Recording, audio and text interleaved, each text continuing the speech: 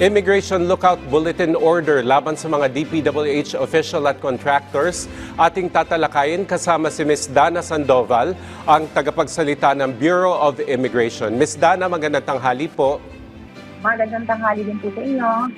Yes, Ms. Dana, una po sa lahat, nasa sistema na po ba yung listahan ng mga opisyal ng DPWH at contractors na kasama sa Immigration Lookout Bulletin Order na hiniling ni DPWH Secretary Vince Dizon, at kamusta po ang monitoring ninyo sa mga personalidad na ito?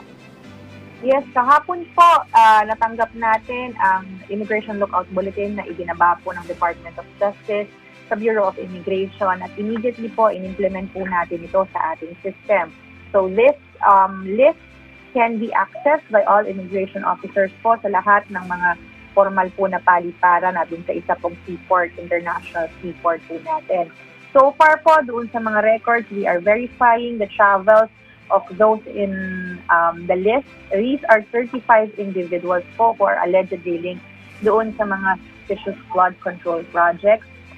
So far po, parang wala naman pong lumabas sa kanila doon sa initial tingin po natin sa mga records nila, but we will be conducting another round of checks doon sa system natin para up-to-date po ito, and we will be forwarding it to the Department of Justice. Ito, Ms. Dana, tanong palagi, ano ba yung pagkakaiba ng Immigration Lookout Bulletin Order sa Whole Departure Order, at ano po yung limitasyon nitong kapangyarihan, itong lookout order, at ano lang yung mga pwedeng gawin at hindi pwedeng gawin ng BI? Yes, malaki po ang difference ng Immigration Lookout Bulletin from a Whole Departure Order, o din kaya naman po warrant of arrest. Ang lookout bulletin po ay ini-issue ng Department of Justice, and true to its name, it's an order to look out or monitor the travel of individuals. In comparison, yung whole departure order po and warrant of arrest are issued by the court, at sinasabi po nito for the whole departure order na huwag paalisin ang tao. Ang warrant of arrest naman po ay arestuhin at hulihin ng tao. Dito po sa lookout bulletin, ang trabaho po ng immigration officer is first to verify with all the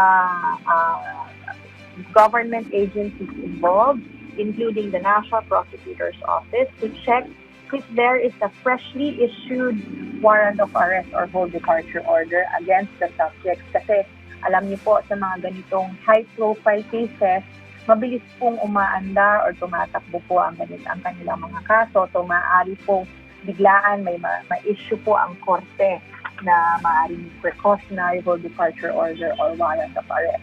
So we check kung meron pong freshly issued through the NPS. Kung meron po, i-implement po yan. Kung wala naman po, we get the details of the subject, lahat po ng detalye ng kanyang travel, at isusumiti po natin itong detalyeng ito sa Department of Justice upang makatulong po sa investigasyon.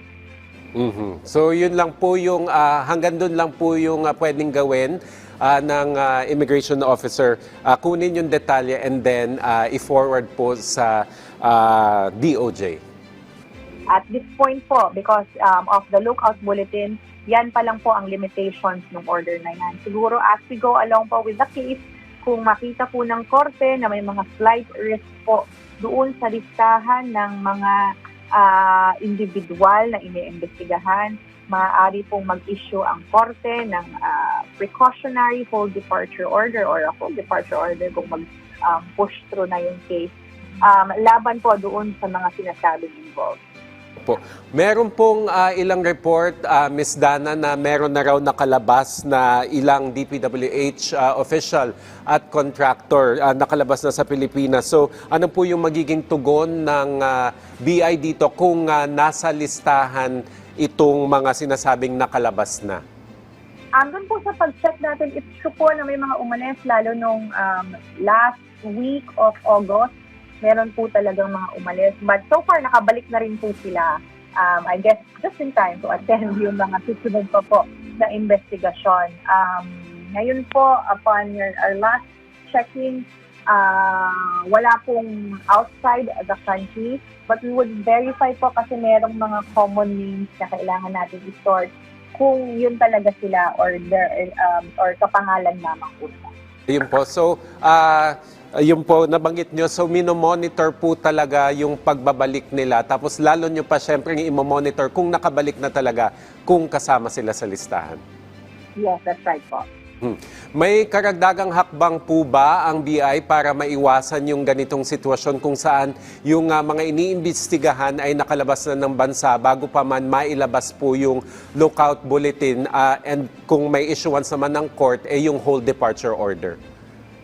The BI po being an implementing agency, naka-ready po tayo at anytime, kahit kung gabi yan na maglabas po ng order ang Department of Justice, o kung di kaya naman po, makatanggap po tayo ng orders of the court to include these individuals in our derogatory database. But being an implementing agency, hindi po tayo ang nagdedesisyon kung sino ang ilalagay sa mga listahan na ito, kundi yung mga competent authorities kagaya po ng Department of Justice as well as the local courts.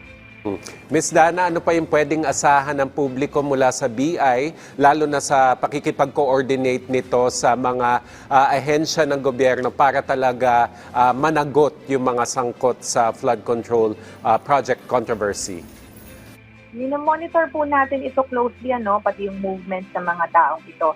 Alinsunod po doon sa nilabas na lookout bulletin ng Department of Justice.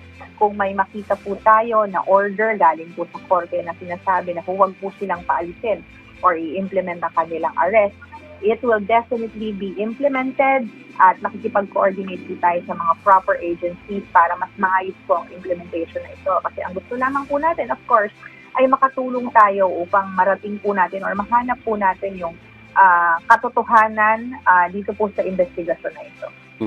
Siguro, Ms. Dana, mensahe na lamang po sa ating mga kababayan na nakatutok sa issue na ito.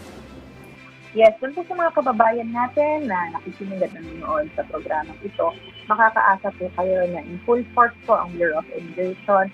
All ports nationwide ay binabantayan po ang mga individual na kasama po sa listahan na ito at doon po sa mga susunod pa na listahan na maaari pong ibaba ng Department of Justice or ng ating mga korte. Kasi hindi po natin din hahayaan na ito pong mga ito ay basta na lang magkakasal ang kanilang mga responsibilidad dito sa Pilipinas at kailangan po nilang harapin ang mga kaso na at mga investigasyon na sinimulan po against them. Alright, maraming salamat po sa inyong oras, Ms. Dana Sandoval, ang tagapagsalita po ng Bureau of Immigration. Thank you, ma'am.